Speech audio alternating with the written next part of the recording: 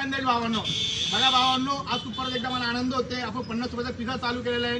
तर दादांचे प्रश्न राहायला मुंबईला आहेत, पण मुंबईला तर कल्याणला राहतात आणि कल्याणवरून जर धुळ्याला कामानिमित्त येतात तिथं, तर आल्यानंतर ते आपल्या पिझ्झा टपरीला शाखेला नक्की भेट देतात, कारण की आपला पिझ्झा त्यांना खूप आवडतो. तर भाऊ आपल्या पिझ्झाबद्दल काय सांगतात दोन शब्द. सागर भाऊ यांच्या स्टॉलवर मी मुंबईवरनं नेहमी येत असतो आणि मला अगदी आनंद मिळतो, कारण की असा जो पिझ्झा आहे हा कुठल्याही शहरामध्ये मिळणार नाही. 50 रुपयामध्ये आज गोरगरिबांना आज मोठ्या हॉटेलमध्ये जाऊ शकत नाही, कारण की 150 ते 200 रुपये द्यावा लागतात. आज 50 रुपयामध्ये पिझ्झा मिळणं म्हटलं अतिशय महत्त्वाची गोष्ट आहे.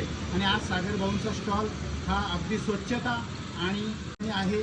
आणि मी मुंबईहून आल्यानंतर मी सागर भाऊंना भेट दिल्याशिवाय जात नाही. माझा परिवार देखील आम्ही आल्याशिवाय सागर भाऊंच्या स्टॉलवर आल्या. दादा सर तुमचे खूप मनापासून आभारी. दादांनी प्रश्न आपल्याला वेळ दिला, दादा पण आले, दादांची फॅमिली पण ऑलमोस्ट आली आहे. तर बघा भावांनो, तुम्ही बघू शकतायत की दादांचे आलेत मुंबईवरून खास आपल्याला भेटायला पर्सनली, आणि प्लस आपण पिझ्झा पण देतो आणि त्यासोबत आपण चांगला आशीर्वाद पण घेतोय.